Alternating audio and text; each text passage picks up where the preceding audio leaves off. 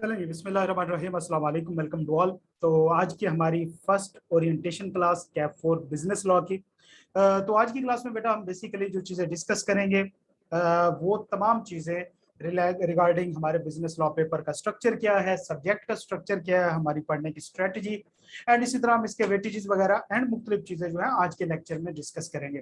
तो सबसे पहले बेटा कैप फॉर बिजनेस लॉ जो कि पुरानी स्कीम के अंदर बेसिकली कंपनी लॉ और मर्केंटाइल लॉ का कॉम्बिनेशन करके बिजनेस लॉ कहा जाता था, नई स्कीम के अंदर इसको शिफ्ट कर दिया गया है जस्ट बिजनेस लॉ के ऊपर।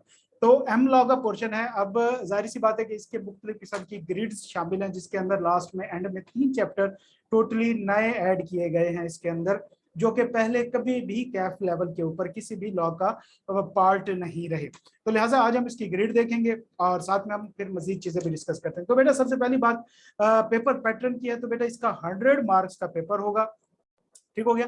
100 मार्क्स का पेपर होगा, दोनों ही इसके अंदर ऑप्शंस होंगे, मतलब एमसीक्यूज बेस्ड भी होगा एंड थ्योरी पोर्शन भी होगा। एमसीक्यूज बेस्ड जो होगा वो 15 मार्क्स होंगे और थ्योरी का जो पोर्शन होगा वो 85 मार्क्स का होगा। अब बेटा अगला क्वेश्चन ये है कि जनाब इसमें से थ्योरेटिकल पोर्शन या स्ट्रेट क्वेश्चन जो होते हैं वो कितने होंगे, वेटेज उसका क्या होता है, एंड सेम इस तरह जो प्रैक्टिकल क्वेश्चन होते हैं उनका वेटेज क्या होता है। तो बेटा अगर प्रैक्टिकली स्पीकिंग या जिस तरह हम कहते हैं आई कैप की वर्डिंग या पास पेपर एनालिसिस के ऊपर, तो ये किसी हद तक चीज जो है 50-50% पे रहती है। मतलब 50% पोर्शन जो है वो प्रैक्टिकल का होता है, जिसके अंदर सिनेरियो बेस्ड क्वेश्चन होते हैं। अब वो जरूरी नहीं कि सिर्फ थ्योरेटिकल पोर्शन के अंदर हो, वो एमसीक्यूज पेपर के अंदर पोर्शन के अंदर भी केस स्टडी बना के बाज़ औक़ात पूछता है, अक्सर पूछता है, बल्कि तकरीबन इसका भी 50% पोर्शन केस स्टडी के ऊपर होता है। अगर रिसेंट अटेम्प्ट का आप पेपर जो है वो उठा के देखें, उसको एनालाइज करें, तो थ्योरी पोर्शन जो 85% का होगा, 85 मार्क्स का होगा, ये सारे चैप्टर्स में से आएगा। अब इसकी वेटेज डिफरेंट है। अब देखो बेटा जो हम आगे वेटेज डिस्कस करने वाले हैं वो टोटल 100 मार्क्स की है, मतलब वो एमसीक्यूज के ऊपर भी अप्लाई करती है और वो थ्योरी पोर्शन के ऊपर भी अप्लाई करती है। मतलब कि अगर कोई वेटेज किसी चैप्टर का या किसी पोर्शन का 20 मार्क्स का है, तो उसके अंदर से एमसीक्यूज बेस भी 20%, एमसीक्यूज का भी 20% पोर्शन जो है इसमें से आएगा, एंड सेम इसी तरह थ्योरी का भी 20% पोर्शन जो होगा वो उस टॉपिक में से उठाया जाएगा। मतलब अगर 20 मार्क्स हैं तो इसके अंदर से 20% पोर्शन 15 एमसीक्यूज का 20% जो होगा वो एमसीक्यूज होंगे। इस तरह 85 मार्क्स का जो 20% होगा वो थ्योरेटिकल पोर्शन होगा। तो लिहाजा ये दोनों पे इक्वली अप्लाई होता है, ठीक है। अब अगर हम बात करें इसकी ग्रिड की, तो बेटा इसकी टोटल 6 ग्रिड्स जो है उन्होंने बनाई है आई कैप ने। नंबर 1 जो फर्स्ट ग्रिड है ये एक ही चैप्टर के ऊपर बेस करती है, इंट्रोडक्शन टू लीगल सिस्टम। ये बेटा वो चैप्टर है जो बेसिकली आगे किसी चैप्टर के साथ लिंक नहीं करता, मतलब ये एक इंडिपेंडेंट सा है। ये ओवरऑल जो हमारे यहाँ एक लीगल सिस्टम चलता है किसी भी मुल्क के अंदर, पाकिस्तान के अंदर जो हमारा लीगल सिस्टम है उसको डील करता है। मतलब हमारे यहाँ कानून बनता कैसे है, कानून के स्ट्रक्चर क्या होते हैं, हमारा गवर्नमेंट स्ट्रक्चर क्या है, उसके अंदर फिर जो हमारी गवर्नमेंट बॉडीज हैं या गवर्नमेंट पर्सनैलिटीज हैं, जैसे कि प्रेसिडेंट है, वजीर आजम है। इसी तरह अगर हम गवर्नमेंट बॉडीज की बात करें जिसके अंदर पार्लियामेंट या नेशनल असेंबली आती है, जो कि लेजिस्लेटिव बॉडीज भी हैं, उनको भी डिस्कस किया गया है कि हमारा वो बेसिकली हमारे एक लीगल सिस्टम का स्ट्रक्चर ही है। सेम इसी तरह फिर इसके अंदर कानून कैसे बनाया जाता है, उसके मुख्तलिफ तरह के केसेस मौजूद है पहले चैप्टर के अंदर, कि भाई कितने तरीके से कानून बनता है, उसके अंदर कौन कौन सी कम्प्लेक्सिटीज होती हैं, कितने ऑप्शन हो सकते हैं और उसका सोल्यूशन क्या होगा।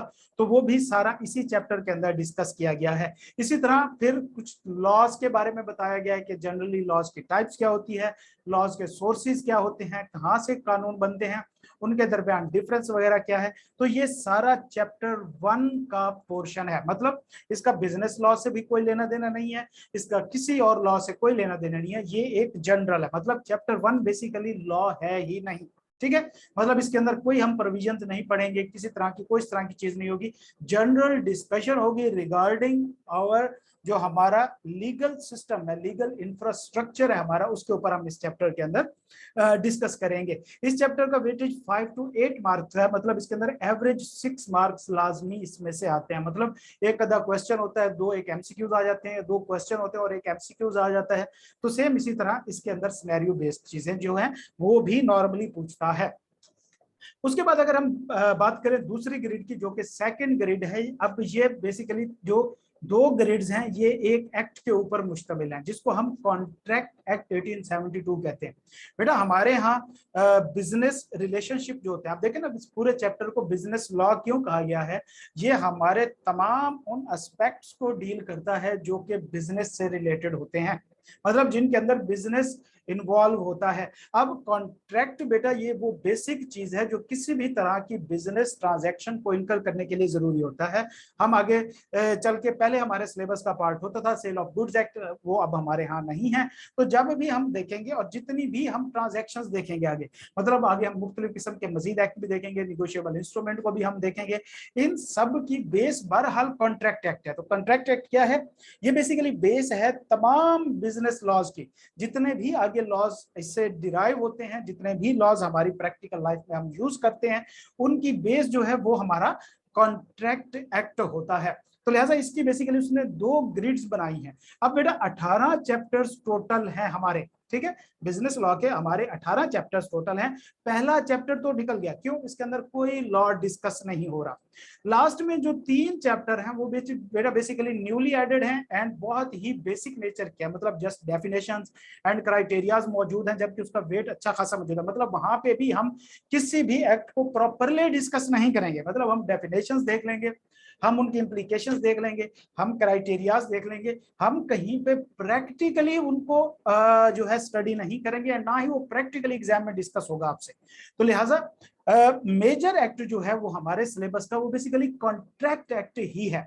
तो अगर हम ये 4 निकाल दे तो पीछे 14 चैप्टर बचते हैं, जिसमें से 2 से 5 चैप्टर तक कॉन्ट्रैक्ट एक्ट का पहला पोर्शन है। मतलब कॉन्ट्रैक्ट एक्ट को 2 पोर्शन में डिवाइड किया गया। पहला पोर्शन 2 से 5 चैप्टर तक है, 2, 3, 4, 5, और इसका वेटेज है 20 to 25 मार्क्स का। मतलब एवरेज हम बात करें तो 22, 23 मार्क्स इसके अंदर आते होते हैं। इसको उसने नाम दिया एसेंशियल, मतलब ये वो वाला चैप्टर है जिसके अंदर हम कॉन्ट्रैक्ट एक्ट के प्रैक्टिकल एस्पेक्ट नहीं देख रहे होंगे, बल्कि हम कॉन्ट्रैक्ट एक्ट को समझ रहे होंगे, अंडरस्टैंड कर रहे होंगे कि एक कॉन्ट्रैक्ट एक्ट है क्या।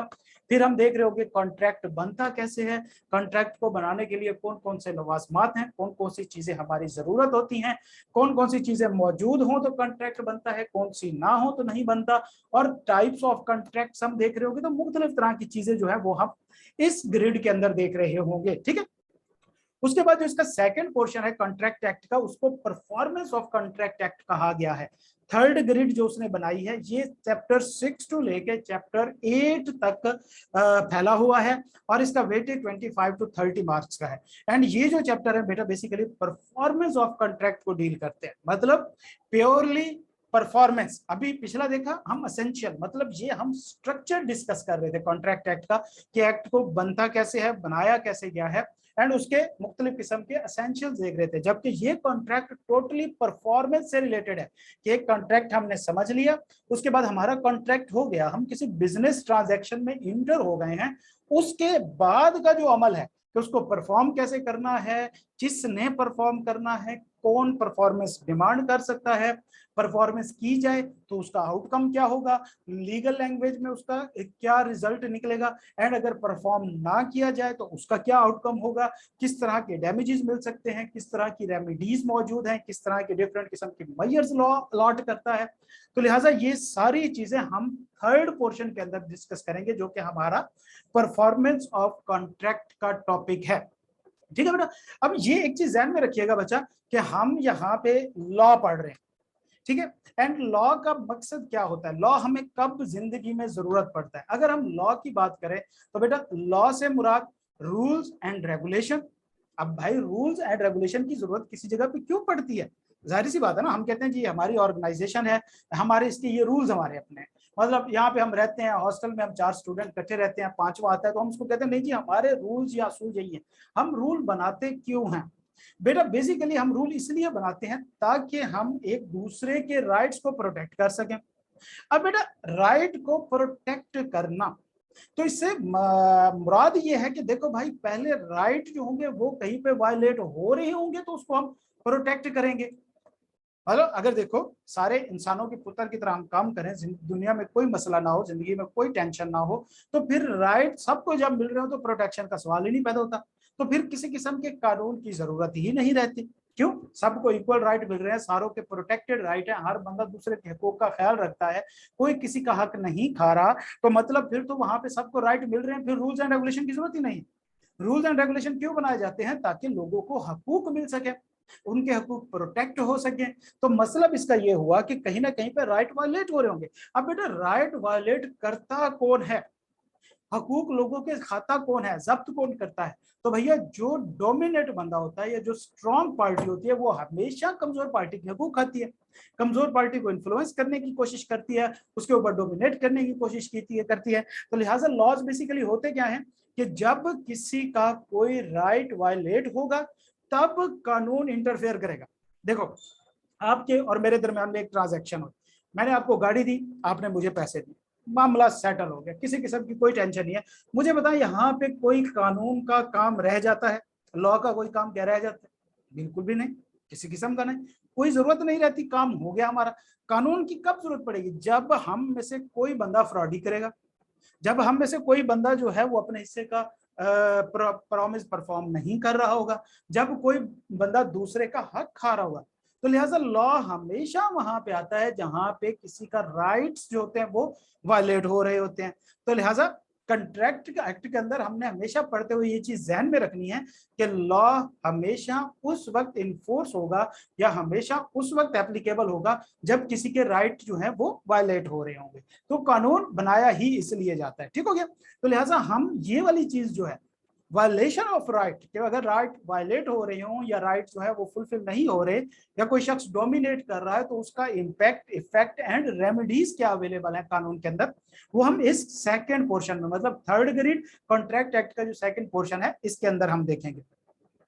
उसके बाद बेटा फोर्थ ग्रेड ये हमारी डील करती है पार्टनरशिप एक्ट 1932 के अंदर। अब पार्टनरशिप एक्ट क्या है बेटा? बेसिकली ये एक पूरा सेपरेट एक्ट है। देखो एक्ट एक पूरे कानून को कहा जाता है, मतलब एक ऐसा कानून जो पूरे का पूरा बना हुआ हो, ठीक है। कॉन्ट्रैक्ट एक्ट एक सेपरेट एक्ट है, पार्टनरशिप एक्ट क्या है? ये भी एक सेपरेट एक्ट है। तो पहला क्वेश्चन कि सर जी इसको कॉन्ट्रैक्ट एक्ट के बाद क्यों पढ़ रहे हैं?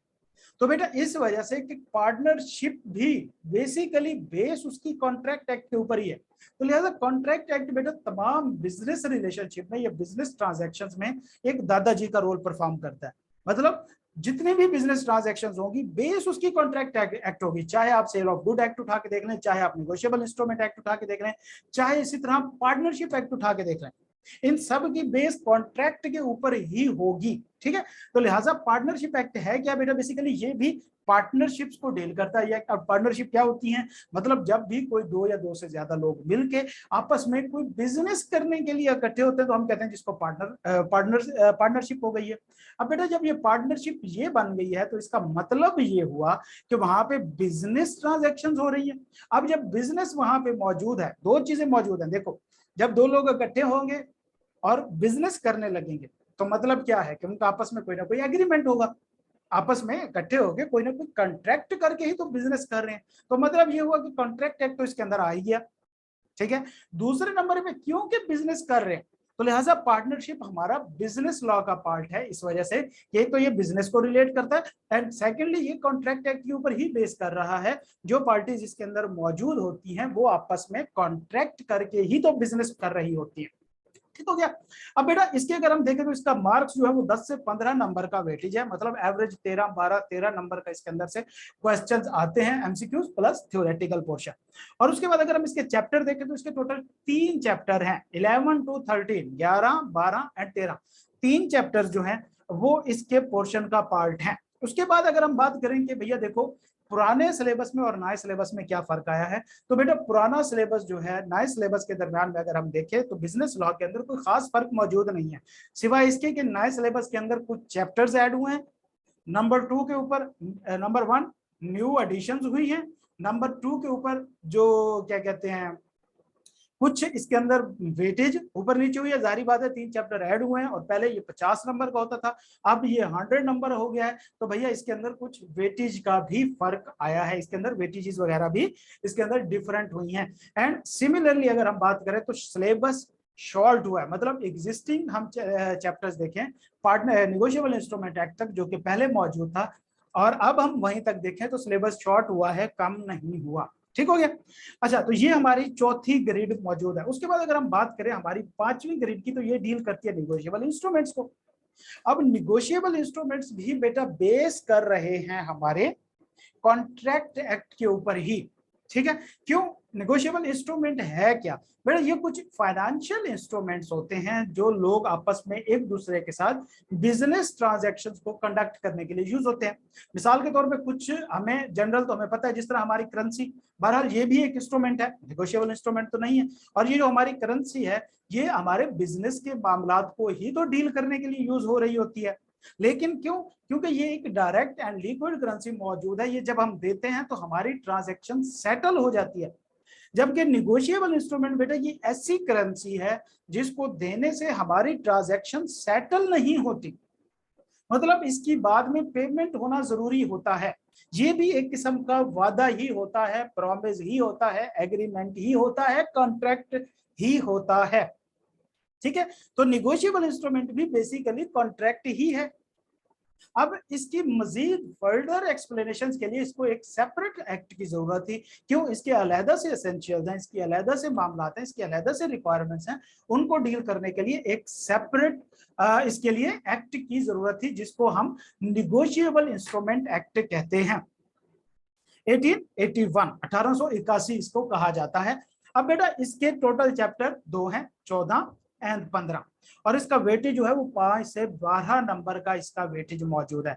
मतलब इन दो चैप्टर्स में से क्वेश्चन आएंगे 5 से 12 नंबर के। अगर हम बात करें तो 14वां chapter basically general definitions, criterias plus 2 तरह के इंस्ट्रूमेंट को डिस्कस करता है, जबकि 15वां चैप्टर जो है ये सिर्फ सिंगल इंस्ट्रूमेंट को डिस्कस करता है, थोड़ी बहुत जनरल गाइडलाइंस प्रोवाइड करता है। बहरहाल ये भी पार्टनरशिप एक्ट की ही एक एक्सटेंशन है।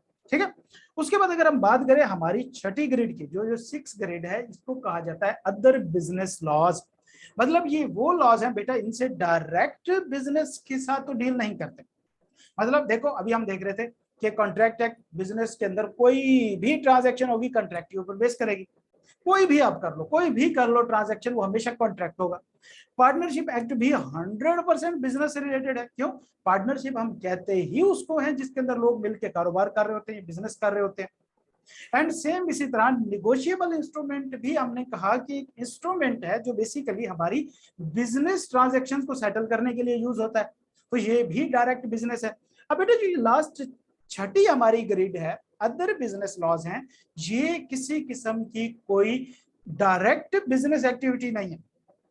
बेसिकली ये रेगुलेटरी लॉज हैं, जिसके अंदर एंटी मनी लॉन्ड्रिंग एक्ट आ जाता है, इसी तरह इलेक्ट्रॉनिक क्राइम जो क्राइम्स होते हैं उससे रेलिवेंट चीजें वगैरह आ जाती हैं इन 3 चैप्टर्स के अंदर। तो ये डायरेक्टली तो बिजनेस को डील नहीं करते, तो लिहाजा ये बिजनेस लॉज भी नहीं है। नंबर 1, अगर हम बात करें डायरेक्ट बिजनेस से लिंक है तो ये डायरेक्टली बिजनेस लॉज नहीं बनते। एंड सेकेंडली अगर हम इसके ऊपर बात करें तो ये क्रिमिनल लॉज है, मतलब इसकी वायलेशन जो है वो क्राइम होती है। जबकि हम पहले चैप्टर में पढ़ेंगे कि जो बिजनेस लॉज होते हैं या बिजनेस ट्रांजैक्शंस होती हैं, उसके अंदर अगर कोई काम गलत होता है तो वो क्राइम नहीं होता, वो सिविल रॉन्ग होता है। इन दो में फर्क है।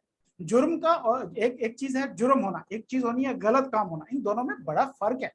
मिसाल के तौर पे एक शख्स ने चोरी की है, या एक शख्स ने किसी का मर्डर किया है, एंड एक शख्स ने जो है वो किसी के साथ डील की थी घर बेचने की, और वो घर नहीं बेच रहा उसे। अब ये दोनों क्या जुर्म तो नहीं है, ये दोनों क्राइम तो नहीं है ना। देखो, मर्डर करना इज अ क्राइम, वो एक तो और चीज है, जबकि ये गलत काम तो है। ठीक है, मतलब उसने वादा किया कि वो घर बेचेगा, अब नहीं बेच रहा, ये एक गलत काम तो है, लेकिन ये क्राइम नहीं है। लेकिन जो हमारे लास्ट वाले 3 चैप्टर हैं ये क्राइम को डील कर रहे हैं, तो लिहाजा डायरेक्टली ये बिजनेस लॉज नहीं हो सकते। क्यों? एक तो ये क्रिमिनल लॉज वाली साइड पे निकल जाते हैं, नंबर 1, एंड नंबर 2 के ऊपर बेटा इसके अंदर डायरेक्ट बिजनेस की डीलिंग ही कोई मौजूद नहीं है। तो ये लॉज क्या होते हैं बेटा? बेसिकली किसी हद तक ये सिर्फ बिजनेस ट्रांजैक्शन को रेगुलेट नहीं करते, ये जनरली रेगुलेट कर रहे होते हैं, लेकिन ये बिजनेस ट्रांजैक्शंस को भी रेगुलेट कर रहे होते हैं, जिस तरह के मनी लॉन्ड्रिंग वाला है, जिस तरह के इलेक्ट्रॉनिक पेमेंट वाला है कि हम मुख्तलिफ किस्म के इलेक्ट्रॉनिक मोड यूज करके पैसा ट्रांसफर करते हैं, बिजनेस ट्रांजैक्शन सेटल करते हैं, तो ये उनको डील कर रहा होता है। लिहाजा इनको इसलिए अदर बिजनेस लॉज कहा गया है। ठीक है, डायरेक्ट बिजनेस लॉज इनको इसलिए नहीं कहा गया, क्यों? ये बिजनेस को डील नहीं कर रहे। इसका बेटा वेटेज टोटल जो है वो 20 से 25 मार्क्स है, मतलब 22-23 नंबर इसमें से पक्के होंगे। एंड वे चैप्टर इसके भी 3 है, 16, 17 एंड 18, 3 चैप्टर जो है वो इसके अंदर मौजूद हैं बहरहाल। एंड अब उसके बाद अगर हम बात की जाए तो बेटा ये वाला पोर्शन सबसे छोटा है, मतलब बहुत ही छोटा है। इफेक्टिवली मैं बात करूं अगर नोट्स की तो 8-10 पेजेस बनते हैं, जस्ट इनको हमने याद करना है। तो हम स्टार्ट इसी से ही लेंगे, हम कल से इंशाल्लाह चैप्टर 16 को स्टार्ट करेंगे।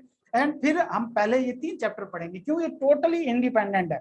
हम कॉन्ट्रैक्ट एक्ट पढ़े बगैर पार्टनरशिप को समझने में हमें मुश्किल हो सकती है, क्यों, पार्टनरशिप बेस कर रहा है कॉन्ट्रैक्ट एक्ट पे।